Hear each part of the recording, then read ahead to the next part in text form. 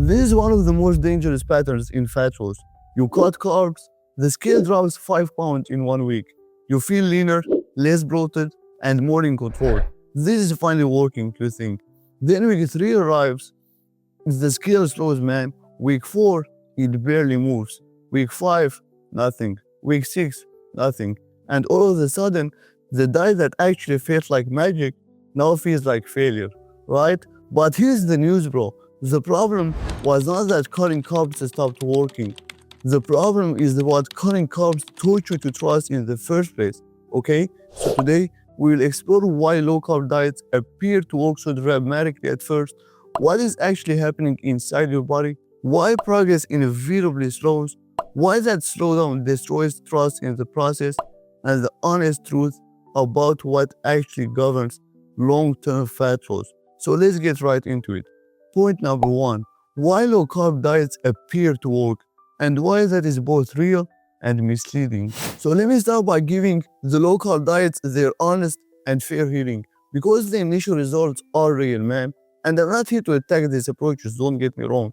I'm here to help you understand what's actually happening. And here's what happens when you cut carbs. So when you drastically reduce your carbohydrate intake, so your body burns through its stored carbohydrate reserves, known as glycogen, which are found in your liver, muscles, and fat cells. Glycogen is stored in hydrated form, about 3 to 4 grams of water for every gram of glycogen, okay?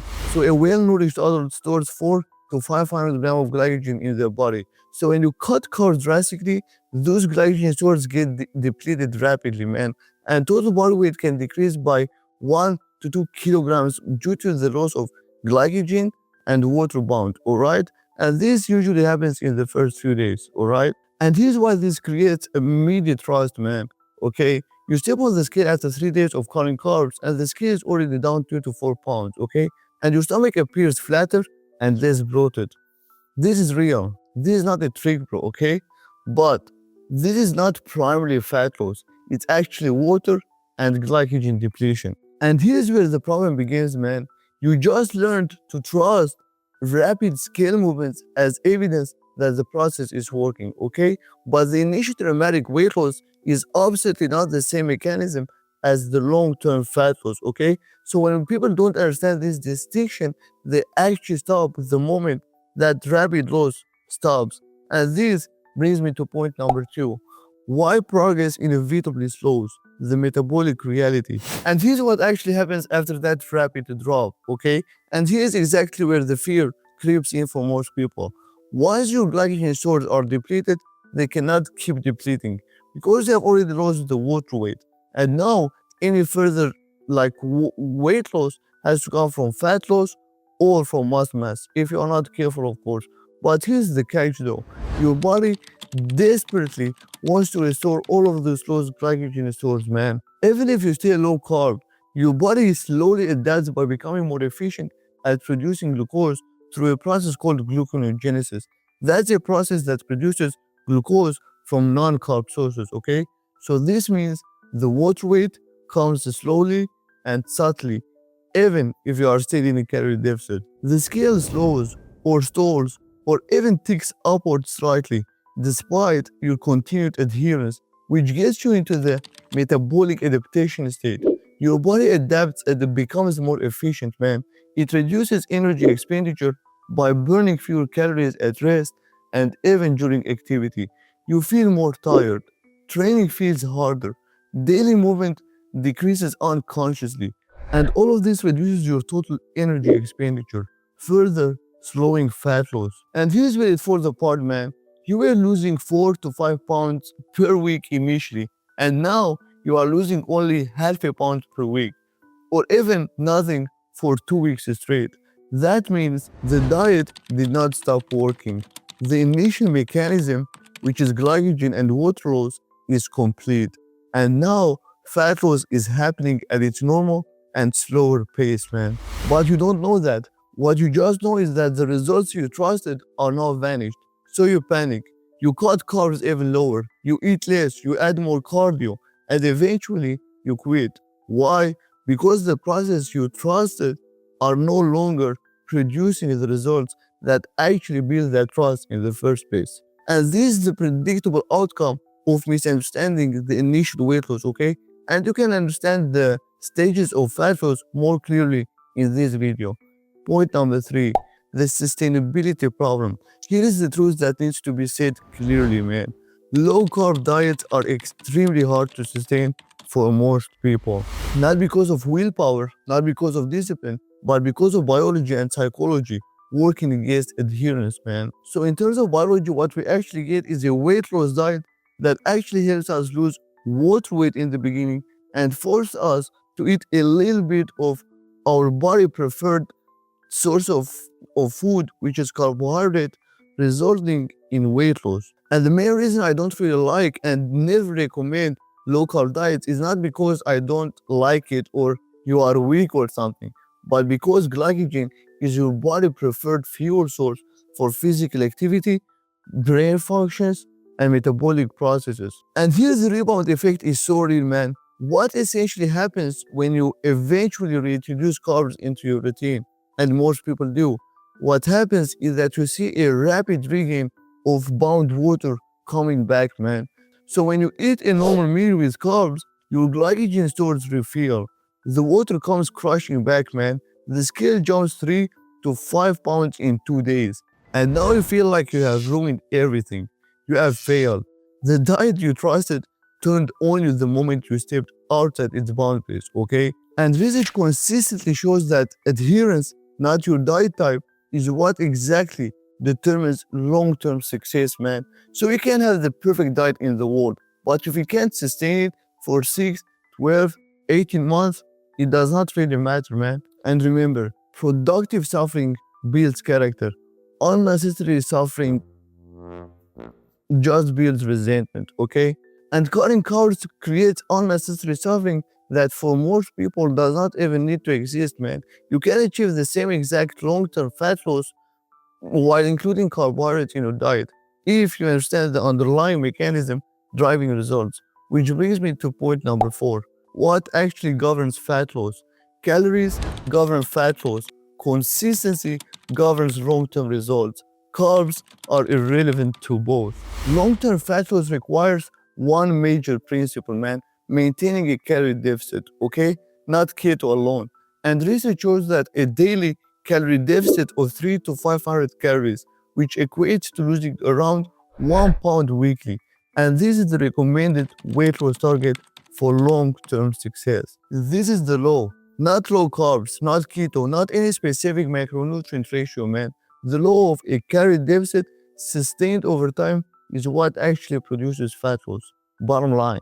And matter of fact, when you are in a low-carb diet, that can actually forces your body to break down muscle tissue to fuel the body, okay? So a low-carb diet can work if they create a calorie deficit you can sustain. They do not work if they create a calorie deficit you cannot sustain, or if they actually mislead you about the initial weight loss, okay?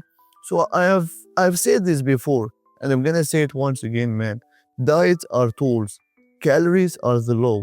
Bottom line. So low carb is a tool for creating a calorie deficit. It's not superior to the law itself, okay? It's actually a method among many for obeying the law, alright? So once you understand this, you stop creating the tool and you start understanding the law. And this understanding is exactly what builds trust that actually lasts, man. Point number 5, how to build sustainable trust. If cutting carbs is not the answer, then what is? Now let me show you and give you the framework that actually builds trust in the process long enough for results to actually happen. Step number 1, understand what you are measuring. Real fat loss usually happens slowly, about half a pound to 1 pound per week, and at worst around 1.5 pounds if your metabolism is faster. If you are losing faster than that, you are likely losing water, glycogen, and muscle mass, not just fat, alright? So when you understand this, you stop panicking when the rapid weight losses end. You recognize it is the transformation from weight loss to fat loss. Step number 2, focus on adherence, not perfection. The best diet is the one you can sustain 80 to 90% of the time for 12 plus months, okay? Can you eat low carbs forever? The answer for very few people is yes, but the answer for most people is no. So ask yourself honestly, can I see myself eat like this 1 year from now, 5 years from now? If the answer is absolutely no, then you are building on sand, man. The moment life gets stressful, you will abandon it immediately. Step number 3, include carbohydrates strategically. You don't need to eliminate carbs to lose fat. You need to control total calories, man. You can include carbs around training in order to fuel performance and recovery.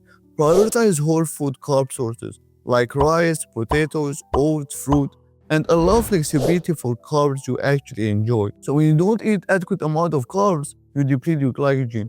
And when your body don't use any carbohydrates in your muscles, and especially when training, it will start breaking down the protein in your muscles for fuel, which is very detrimental and dangerous, man. So protecting your muscle mass actually requires adequate protein and carbs, and especially if you are training. So steward your muscles well, man. They are metabolically very valuable tissues and very expensive to maintain. Step number 4, measure progress honestly. Stop relying solely on the scale. Instead, you can track weekly averages instead of daily fluctuations. Progress photos, your measurements, arms, chest, hips, waist, your performance in the gym, are you getting stronger or not? Your energy level and mood, your adherence rate, like how often you get to your calorie range, man. How often you hit your calorie target. So when you measure comprehensively, you actually build trust in the process. Even if one metric, like the scale, temporarily stalls, man. Step number 5, build patience into your expectations. Proverbs chapter 21:5, the plans of the diligent lead to profit as surely as haste leads to poverty. And here's the realistic timeline for sustainable fat loss, man. To lose 10 pounds takes almost 6 to 12 weeks.